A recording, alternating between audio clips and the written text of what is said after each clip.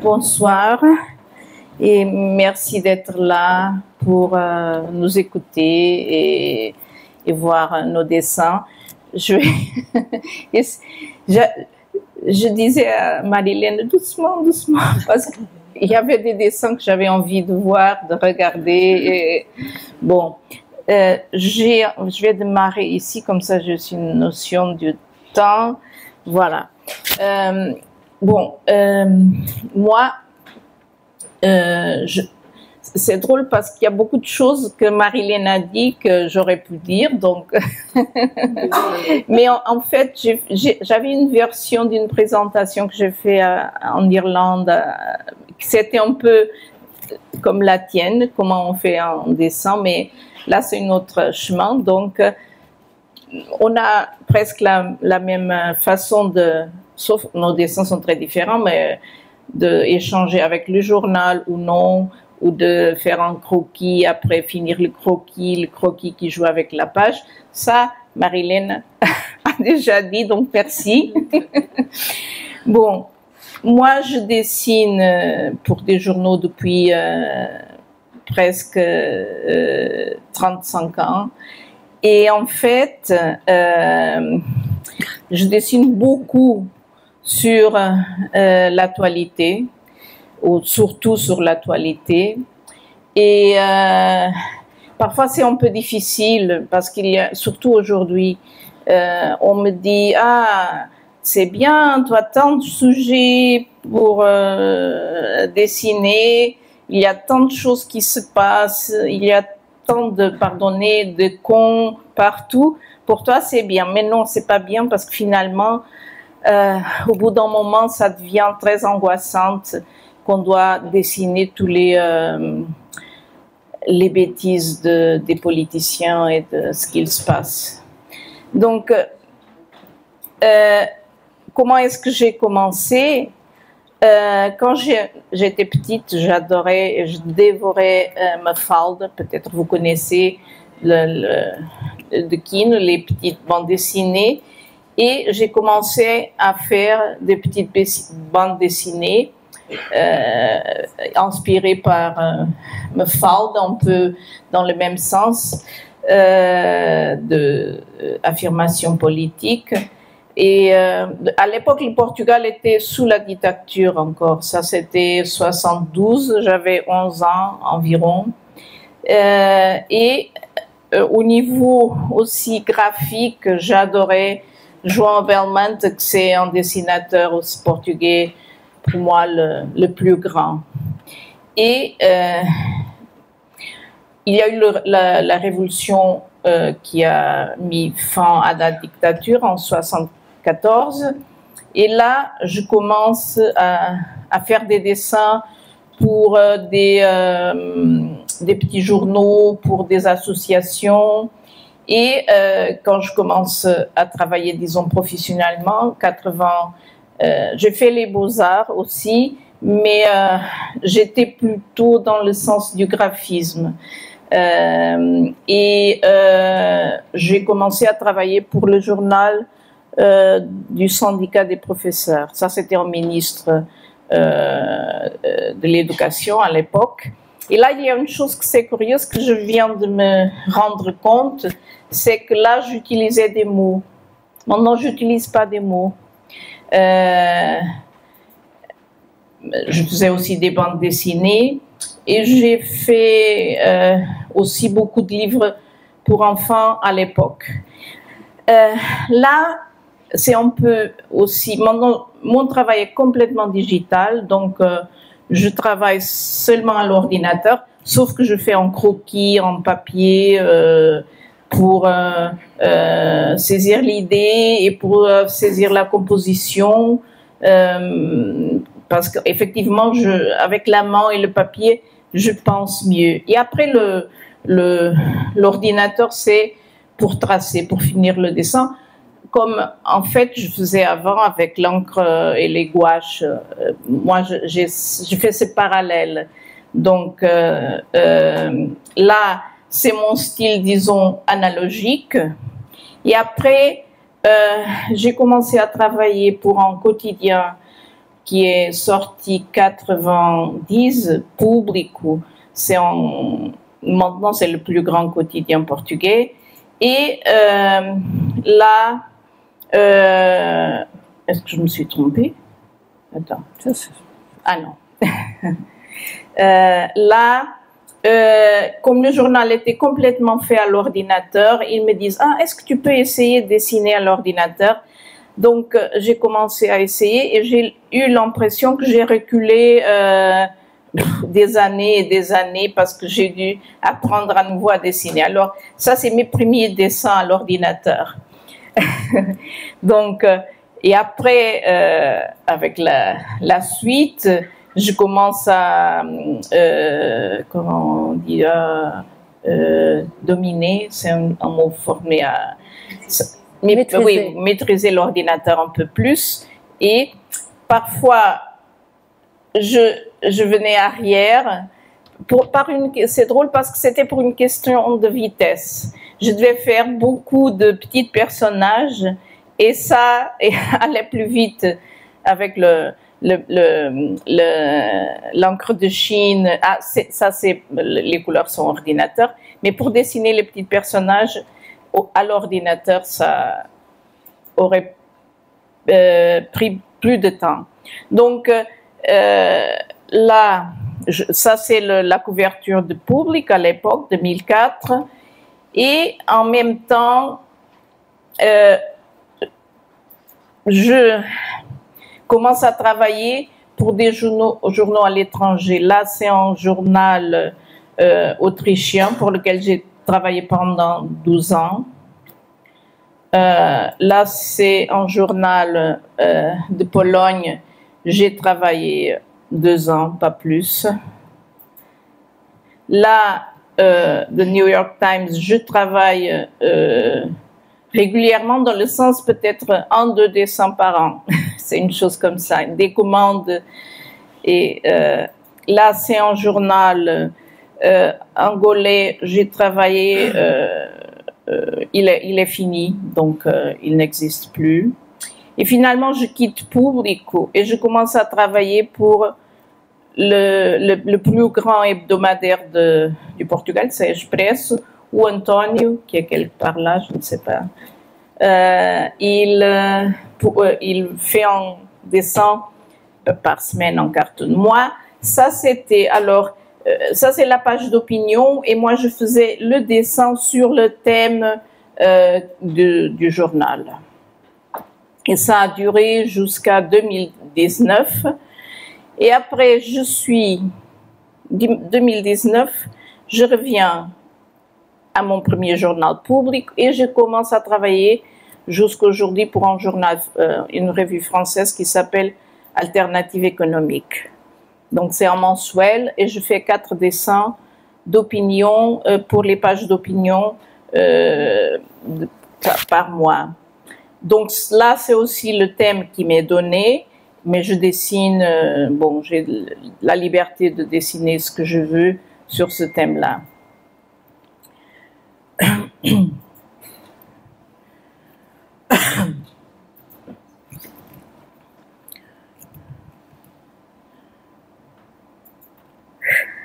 Et là, c'est la page, moi je fais un dessin par semaine pour le public, le quotidien, mais ça c'est mon espace, c'est un espace d'opinion et je décide ce que je fais et voilà, c'est là mon travail maintenant et que sur beaucoup de sujets, de l'économie, du environnement, comme ça. Donc là, je vais vous montrer des dessins sur les sujets que je traite normalement dans cet espace. Et ces dessins que vous allez voir, c'était publié ou pour passer descendre plus récent, dans Publico ou dans Alternative économique. Voilà, sur l'environnement.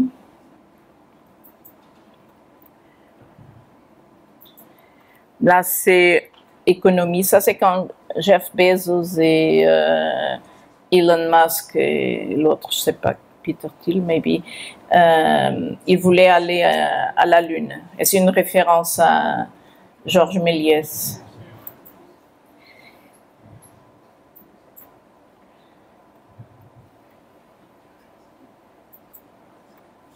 Ça, c'est quand, alors, la République portugaise, vous avez Marianne, mais on a aussi une figure pour la République portugaise. Et ça, c'est quand les Chinois ont commencé à acheter toutes les entreprises publiques du Portugal. L'électricité, des banques, voilà.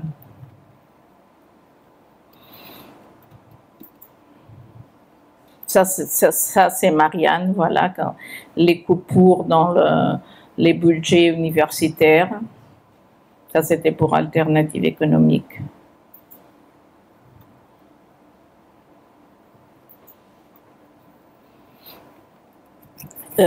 Les contrastes, oui, pour le même travail, des salaires différents.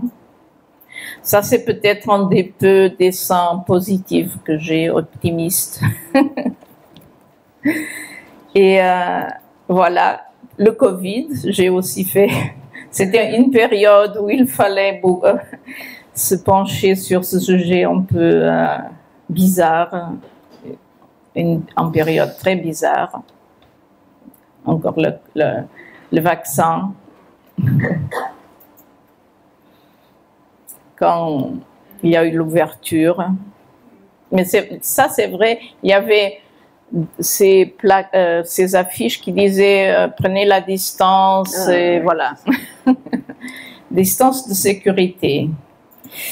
Là, ça c'était après le Covid, effectivement, parce qu'il aurait eu un appui de la partie du ministère de la Culture pour les artistes, mais ça n'a jamais arrivé. Un autre sujet, c'est les cas de pédophilie, où l'Église au Portugal disait non, on ne sait rien. Oui, non. Oui, évidemment. Et là, le pape qui ouvre, je ne sais pas si vous disiez avoir des squelettes dans le placard. Oui, bon. L'immigration, c'est aussi un autre sujet que je traite souvent.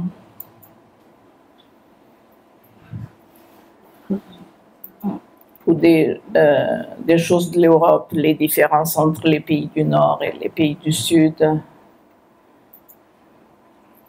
les élections en Italie, voilà. C'est un peu un cliché, mais bon, ça marche. Ah, ça, c'est un dessin un peu déjà ancien, j'ai dit que c'est seulement récent, mais là, j'arrive dans la partie finale où je montre quelques... ces bêtes puissantes ou voilà ça c'est aussi un peu ancien, Merkel et Sarkozy, le Brexit, Theresa May, et là c'est aussi en hommage à Antonio. Moi j'ai fait à l'envers parce qu'effectivement quand le cas c'est qu'il y a été un dessin qui a créé une grande polémique de New York Times. Et à partir de ce moment-là, le dessin de presse a été viré de l'édition internationale de New York Times. Et c'est Trump qui a été content avec ça. Donc, là, c'est quand ce monsieur a dissolu le Parlement.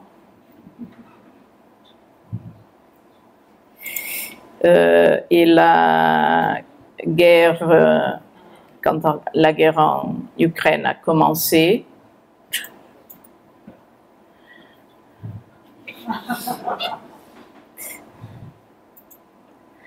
Ça, c'était un moment d'optimisme quand les Ukrainiens ont commencé à rentrer dans la Russie, mais bon. Ça s'est basé dans une phrase d'Einstein on lui a demandé qu'est-ce qu'il pensait de la Troisième Guerre mondiale. Il a dit, je pense rien de la Troisième Guerre mondiale, mais s'il y en a, la quatrième, on la fera avec des pierres et des... Voilà. Le 7 octobre.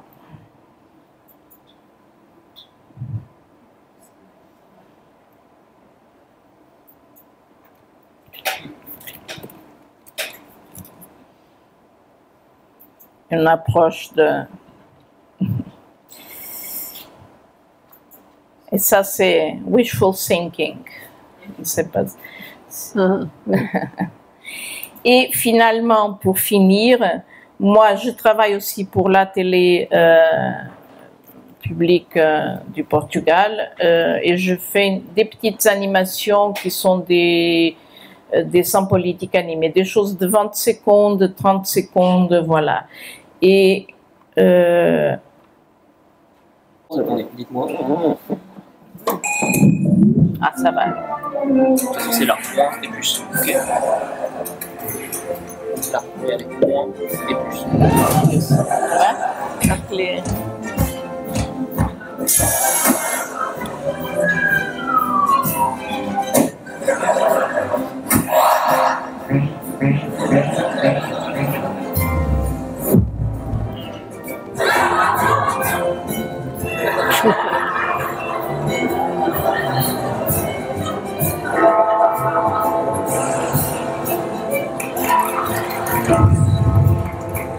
Je ne sais pas si vous connaissez Monty Python, oui. Ça c'est une référence à, voilà.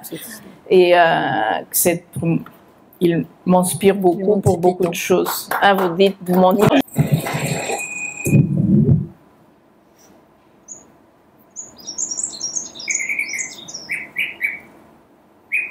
Je prends tes 5 minutes que tu n'as pas utilisées.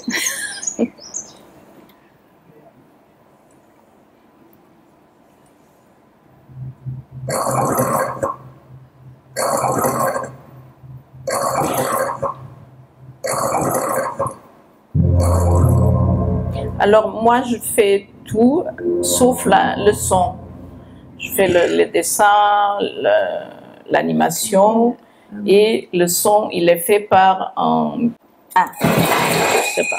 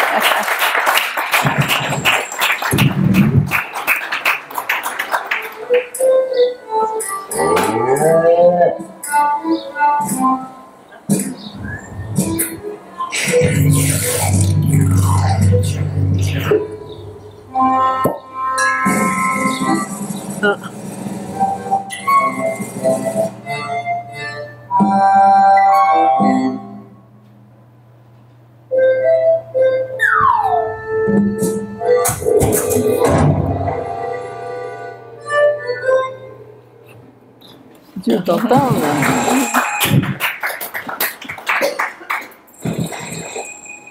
Ah, la leçon, il est un peu...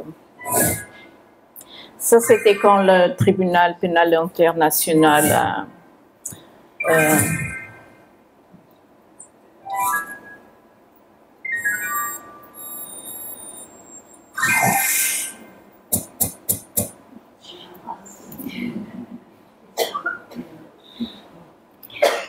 Là, j'ai fait ça, c'est wishful thinking, en fait.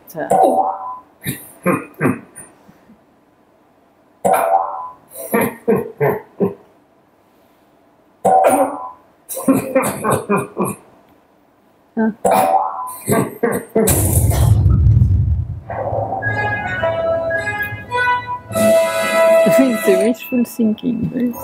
Mais ça, c'était fait pendant pendant qu'il était en train d'être jugé.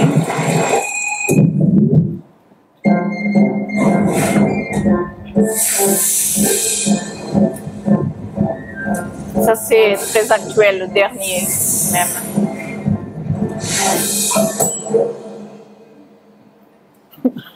C'est que des wishful thinking, ça. Là, c'est pas wishful thinking.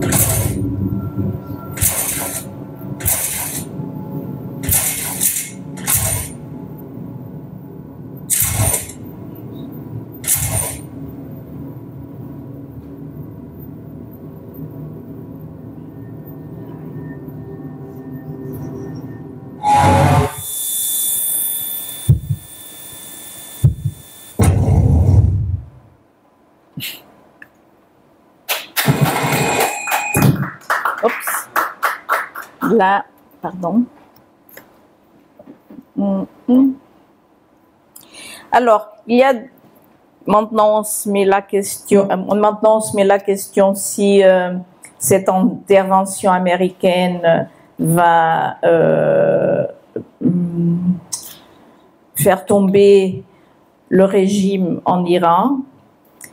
Et on sait ce qu'il s'est passé en Irak.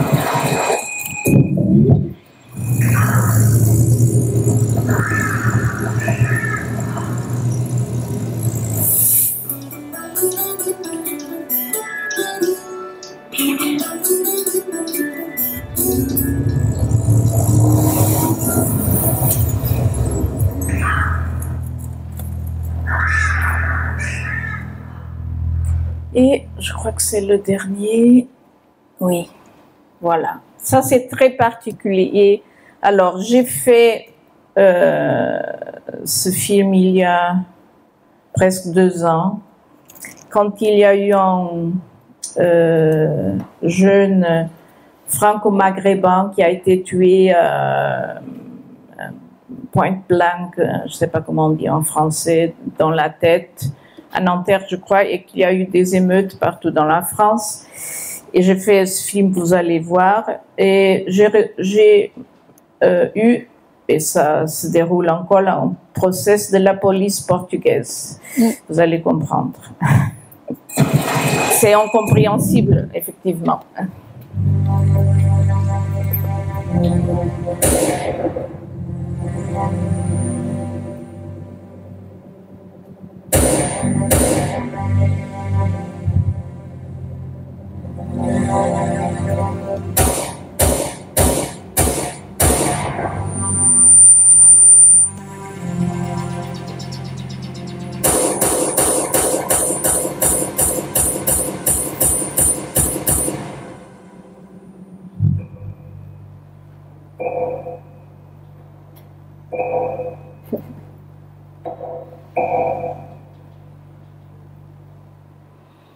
Et bon, alors la police portugaise m'a accusé de leur